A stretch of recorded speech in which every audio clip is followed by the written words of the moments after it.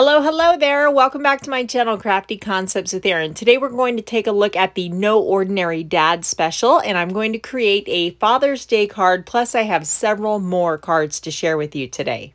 This one's called My Dad Rocks, and you can see there's a ton of cool dad sentiments on here that would be good for cards and documenting your dad on scrapbook layouts. This one here says, dads are most ordinary men turned by love into heroes, adventurers, storytellers, and lifelong friends.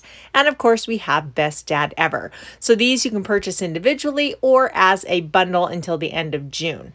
I'm also going to be using this Take a Hike stamp set, and I love this. I got this for scrapbook pages, but I thought it'd be the perfect card for my husband. You can see it comes with or without the die cuts, and that is from this catalog here. This is the May and June catalog. I'll show you a card that they did in here, some fun artwork ideas. My hubby is all about the mountains, so this is going to be a perfect card. I'm actually making it to give to my boys, and then they can give it to him for Father's Day. So I already have these stamps mounted on the blocks. I have the water bottle, the map, and the sign. I'll go ahead and put some foam underneath, and now I'm using the Intense Black ink for the water bottle because I'm going to do a little coloring, and this is alcohol marker friendly. So for the map, I'm going to, or the sign, I'm going to use espresso, and we'll get this stamp down here, make sure it's good and inky. And then for the map, I'm going to use sapphire ink. So you could customize these to be whatever color that you would like, but I thought these were good outdoor mountain picture or colors, so I decided to go with those. They do have the coordinating dies, and I like to use a little Post-it removable tape to secure those in place. You really don't need a lot, and you can reuse the bits and pieces for a couple times before it loses its tackiness.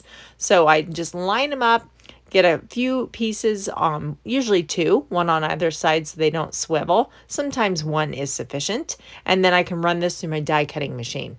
Now I am currently using the Gemini Junior, and that is because I do so much die cutting. I wanted a electric one. I kind of have I have arthritis in my hands. They don't know what's going on. They think it's some autoimmune thing. They're trying to figure it out. But with the amount of die cutting I do, I definitely invested in this, and it's awesome. So there's our cute little die cut elements there. You guys know how much I love my stitched brackets, so I'm going to go ahead and cut that from White Daisy, and I just really like the detailing it adds. So for my base layer, I'm starting with a piece of the wood grain, and then I have a card base from the White Cards and Envelopes value pack. Those are pre-scored, ready to go. So I'm going to adhere this, leaving a white margin around the side. And wait just a sec, I decided I wanted to add some inking around the edge. So I'm just quickly going around with black ink to finish that off and just give it a nice edge. I love this wood grain paper pack so much. I'm going to be sad when it disappears from the annual catalog, but I know there'll be something else amazing.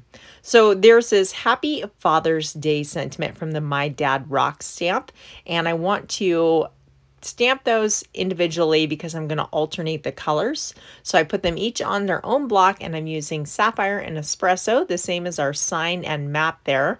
We'll start with the sapphire.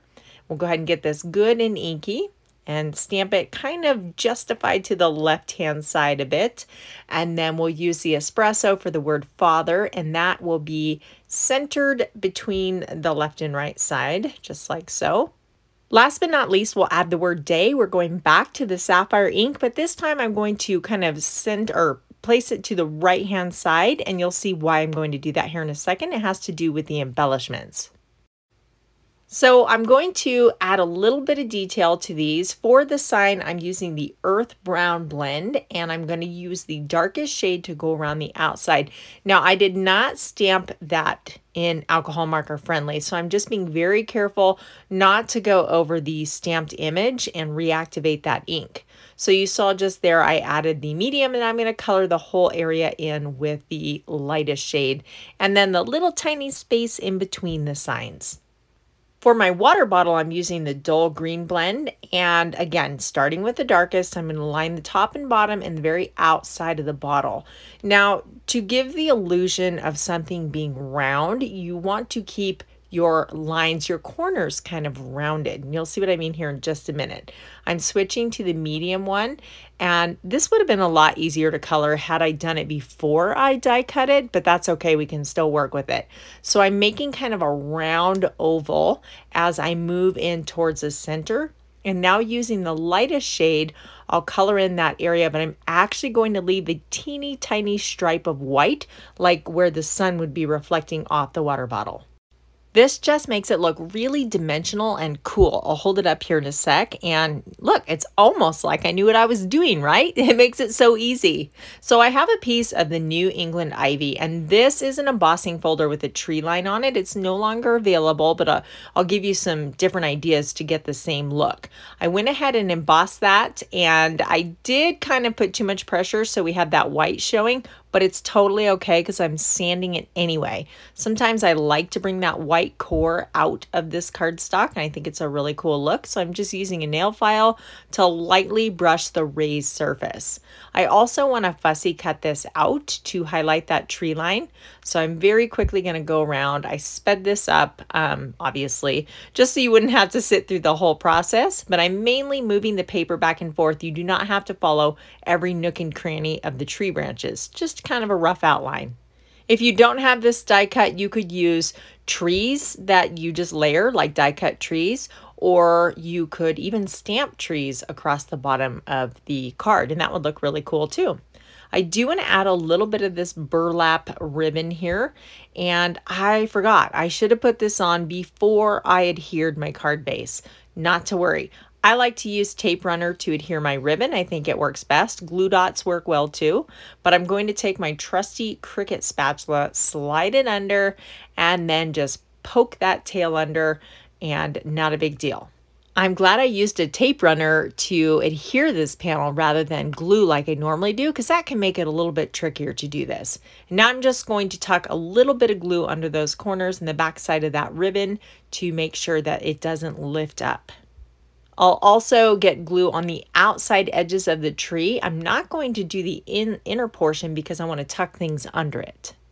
We'll just give that a second to dry. And now we can tuck our card sentiment here on our stitched panel behind the tree line, just like so. And then we will kind of make a little collage with the die cuts that we created. So this one, I'm just using tape. I'm going to put this one in the background, kind of tucked behind the trees there. I think these are going to be so cute on scrapbook layouts too. How fun to make all these little camping themed embellishments or hiking. They're perfect. So I'm layering the map over the top, and then I'll put the water bottle right front and center. You could pop that up with dimensional foam also, and that would look really cute. Now I can tuck glue behind the other edges of the little tree tips there, because we already have everything layered up and we can get those secured down into place. Now, one more thing, there's this cute little arrow on this Take a Hike stamp set. I just want to add that under the word day, because why not?